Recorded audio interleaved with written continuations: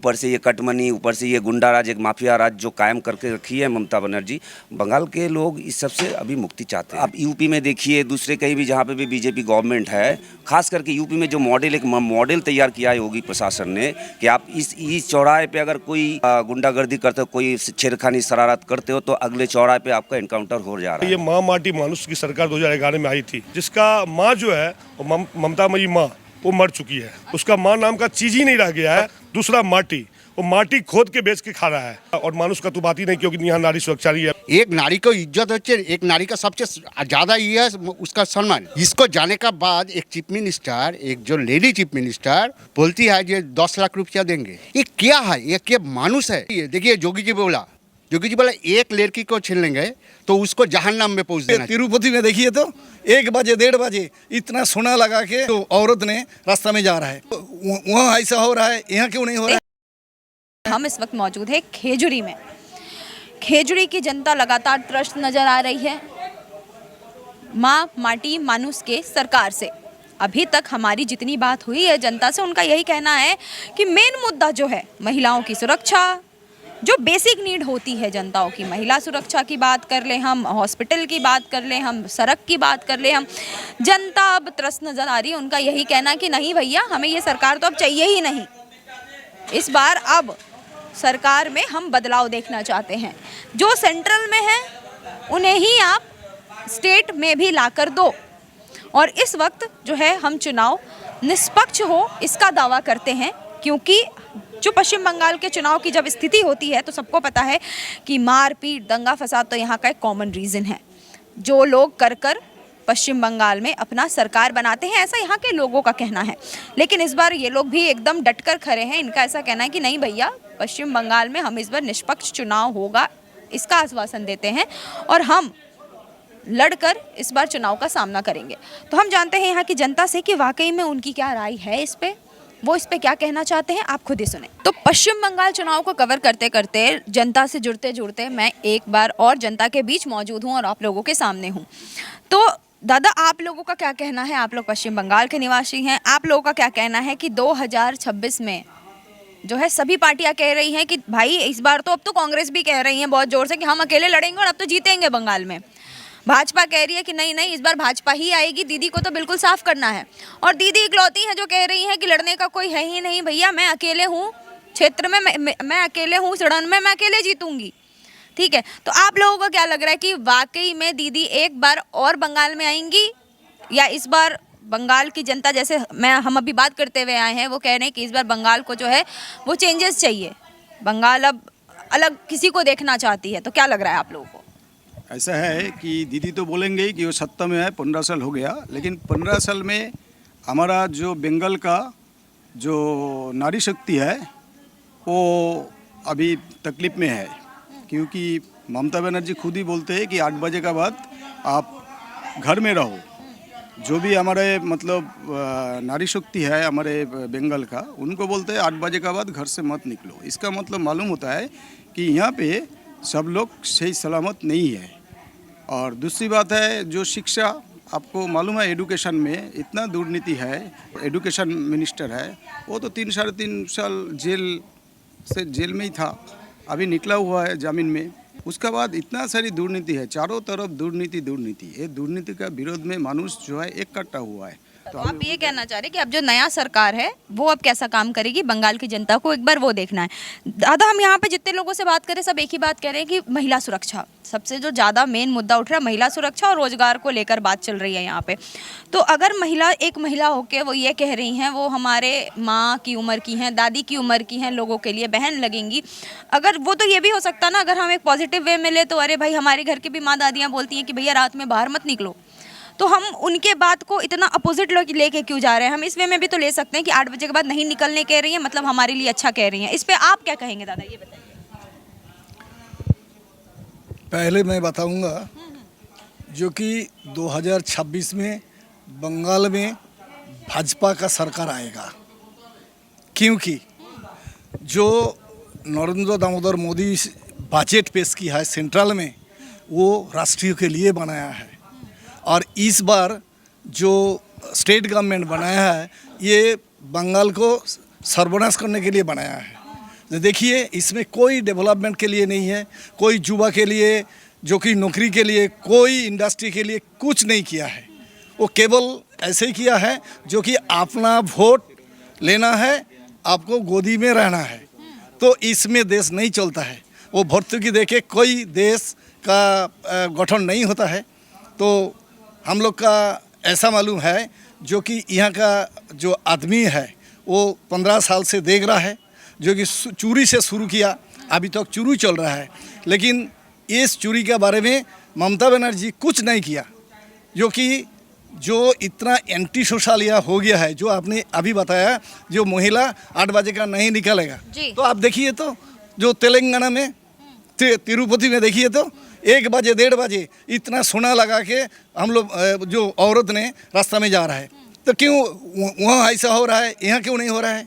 यहाँ ऐसे ही होना चाहिए।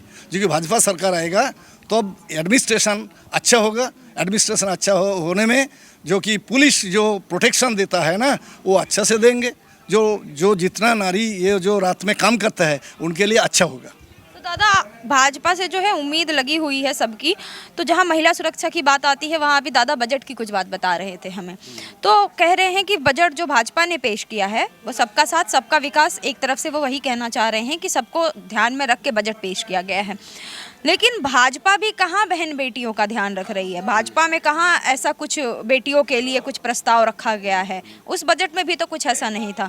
तो हम ऐसा तो नहीं है ना कि अपोजिशन को टारगेट, मतलब दीदी को टारगेट किया जा रहा है कि नहीं भैया महिला सुरक्षा तो यही नहीं कर रही है। भाजपा ने क्या किया महिलाओं के लिए? देखिए, आप जो स्टेट में बीजेपी सरकार अभी चल रहा है, सबसे पहले वो प्राधान्य देता महिला को। उत्तर प्रदेश में देखिए, उत्तर प्रदेश योगी जी ने क्या किया, एक महिला को छेड़ेंगे तो उसको जहन्नम में पहुंच देना चाहिए। ये जो स्टेट है, यहाँ पर कोई महिला को अत्याचार करने का बाद ये जो एडमिनिस्ट्रेशन है कोई भी स्टेप नहीं लेता। इसीलिए जो आदमी इस काम करता है उसको पास तो ऐसा धारणा हो गया। स्टेप तो ले रही हैं, 10 लाख रुपया दे रही हैं। 10 लाख स्टेप की बात कर, क्या आपके एक नारी का इज्जत का रुपये मूल्य 10 लाख से आप क्या बोलता है, क्या बोलती है आप? एक नारी को इज्जत होती है, एक नारी का सबसे ज़्यादा ये है उसका सम्मान। इसको जाने का बाद एक चीफ मिनिस्टर, एक जो लेडी चीफ मिनिस्टर, वो जाकर बोलती है कि 10 लाख रुपया देंगे। ये क्या है? ये क्या मानुस है?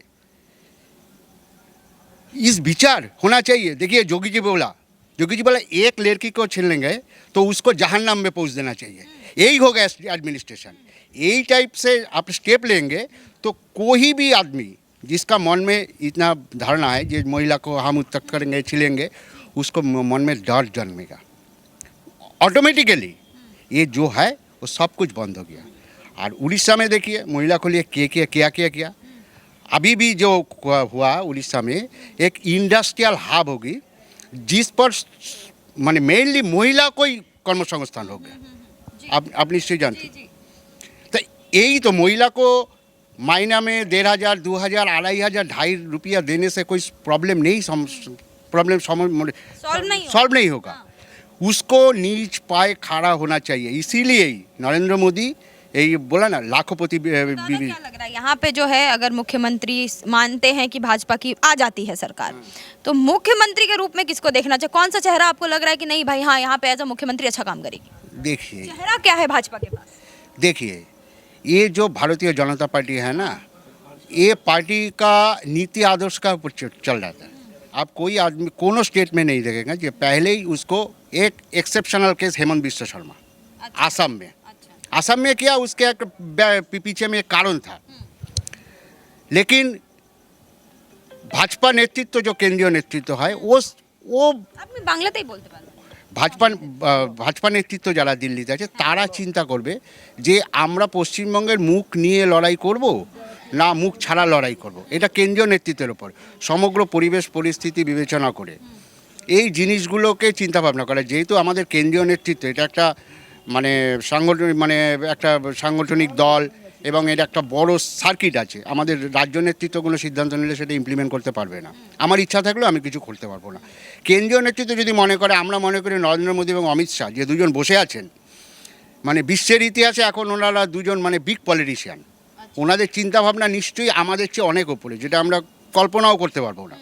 সুতরাং ওরা যদি মনে করেন যে আমাদের এখানে কোনো মুখকে প্রজেক্ট করে লড়লে পরে আমাদের পক্ষে পশ্চিমবাংলায় জয়টা সহজ হবে, তাহলে হবে।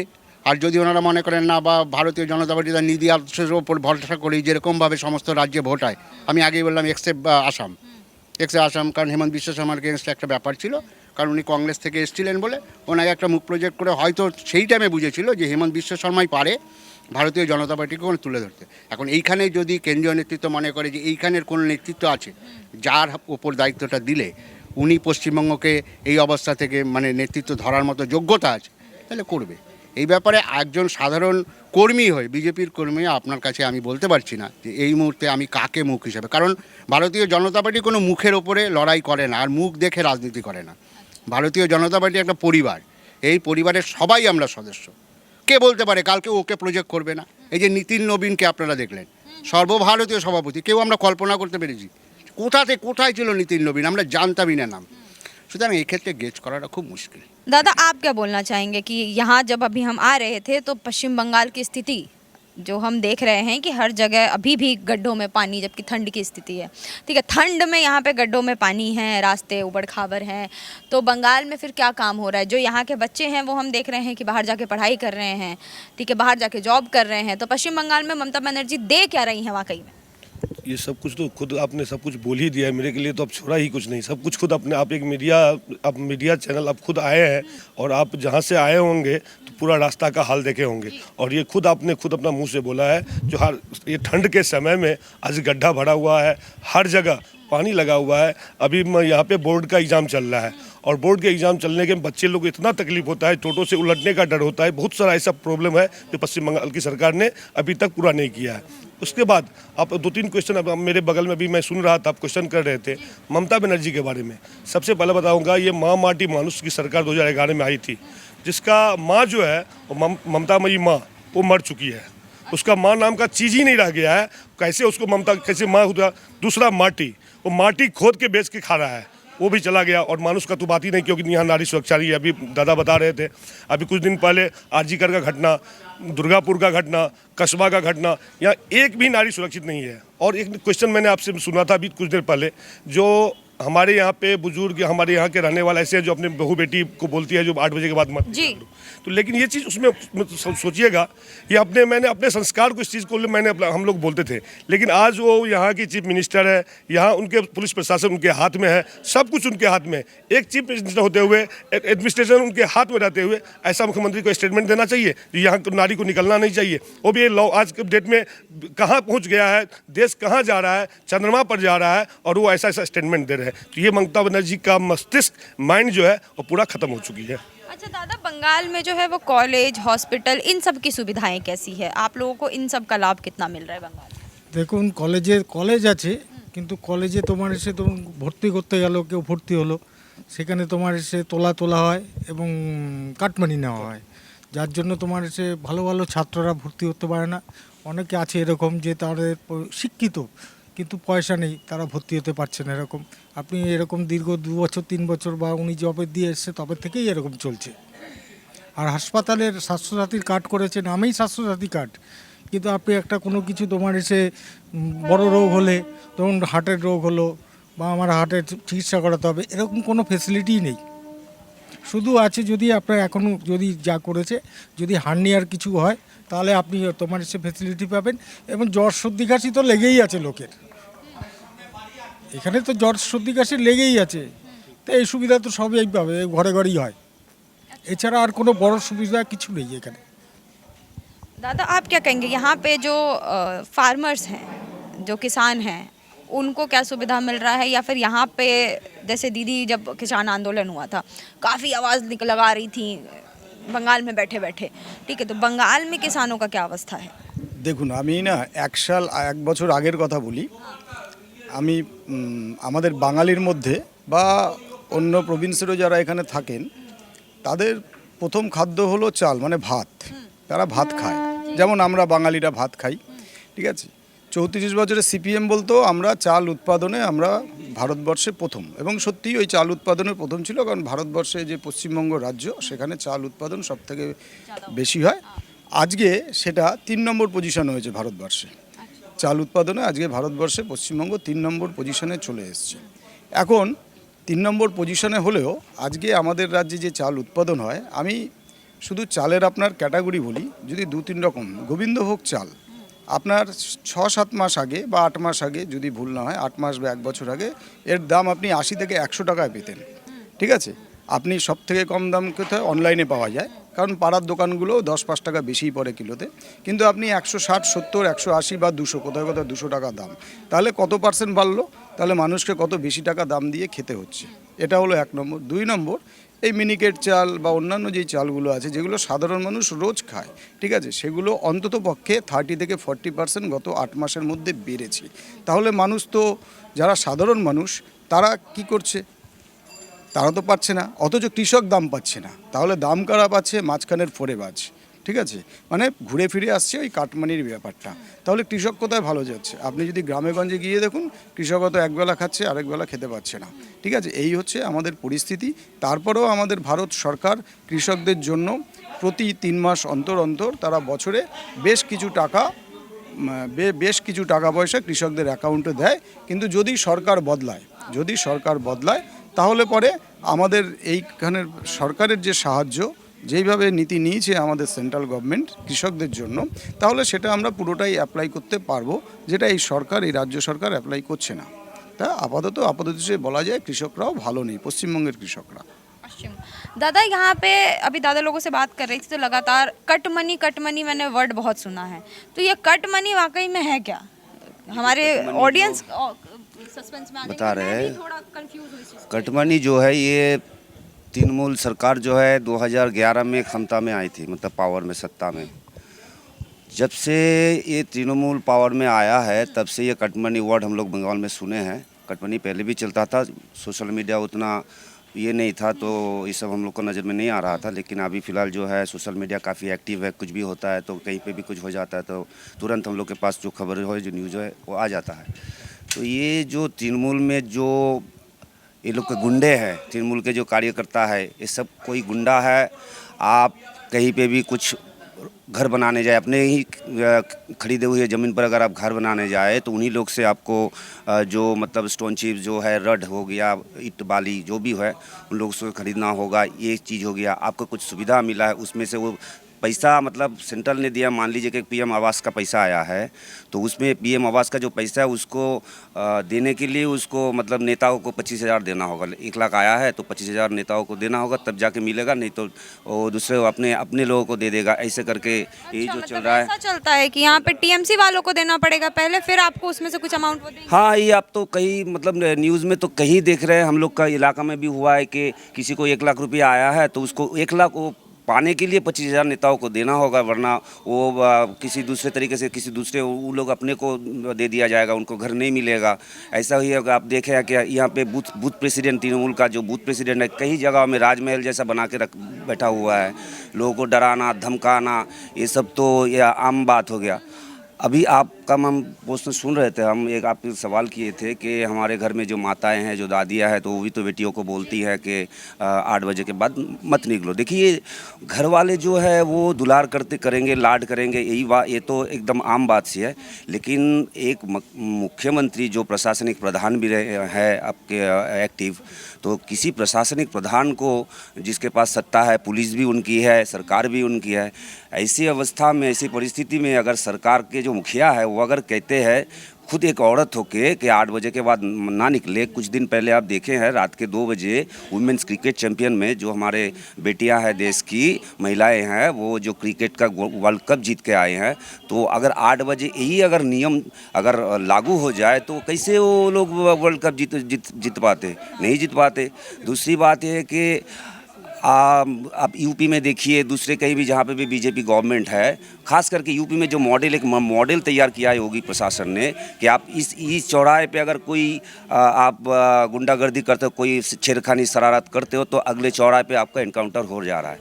तो ये जो है बंगाल में आप आरजीकर का मामला देखे हैं, आप कस्बा के मामले देखे हैं, ऐसे बहुत मतलब सीपीएम के 35 साल 34 साल और ये तृणमूल के 11-15 साल में ये एक आम बात सी हो चुकी है। हमें इससे निस्तार चाहिए हमारे। इस बार चलिए एक सवाल के साथ मैं इस वीडियो को यहीं ख़त्म करूंगी कि बंगाल में क्या लग रहा है, आप लोग बंगाल के निवासी हैं, आप लोग यहीं रहते हैं, तो इस बार बंगाल में कुछ परिवर्तन होगा या परिवर्तन जो है वो 2000 अभी हो गया आपका 2021 में ही परिवर्तन हो गया था। बंगाल के जो इंसान है, हम लोग जो बंगाली है, बंगाल के वासी है, हम लोग परिवर्तन 2021 में ही कर दिए थे। लेकिन ये जो है ये चुनाव का जो बूथ रैगिंग, आपका ज़बरदस्ती वोट को लूट करना हो गया, और सबसे बड़ा जो काउंटिंग में है, काउंटिंग में घपला करके आपका अपना जो पार्टी का जो मतलब ये है पावर का सत्ता का पावर दिखा करके हमारे जो एजेंट है, काउंटिंग में जो एजेंट गए थे उनको डरा कर, चमका कर, धमका कर बूथ से निकाल करके ये जो लोग जीत के आए हैं। लेकिन इस बार ये संभव नहीं होगा क्योंकि बंगाल के आदमी जो है वो परेशान हो चुके हैं ममता सरकार से, दम घुटन होने लगा है। अभी जो है देखिए एसआईआर एक बड़ा मुद्दा है। एसआईआर में जो भी मतलब वोटर्स है जो बाहर से आए हुए हैं, रोहिंग्या हो गए, मतलब अवैध जो वोटर है उनको तो निकाला ही जा रहा है। हर एक विधानसभा क्षेत्र से लाखों के तादाद पर जो वोटर्स है उसको मतलब गलत वोटर है, हमारे देश के नागरिक है ही नहीं, इस सबको निकाला जा रहा है। ऊपर से जो ममता के खिलाफ एक एंटी कॉम्बेंसी तो चालू ही है, ऊपर से ये कटमनी, ऊपर से ये गुंडा राज, एक माफिया राज जो कायम करके रखी है ममता बनर्जी। बंगाल के लोग इस सब से अभी मुक्ति चाहते हैं। परेशान हो चुके हैं बंगाल, परेशान हो चुके हैं, ममता के प्रशासन से भी परेशान हो चुके हैं। उनके जो गुंडे वाहिनी है, उनके जो हरमाद वाहिनी है, उनके ये गुंडागर्दी से भी बंगाल हम लोग परेशान हो चुके हैं। और हमें उम्मीद है कि इस बार जो है सेंट्रल के तरफ से भी कुछ ये मतलब सही सहयोग तो मिलेगा ही, काउंटिंग में हो चाहे वोट लूट में जो गुंडा तीन लोग करते हैं। अभी इस बार हम भी जो बीजेपी के जितने भी कार्यकर्ता हैं पूरा एकदम हम लोग ठान कर लिया कि अभी ना वोट चोरी करने देंगे, ना कोई बूथ रैगिंग छप्पा रैगिंग करने देंगे। ऊपर से जो एसआईआर है वो भी हमें थोड़ा मदद मिलेगी एसआईआर के तरह लिए।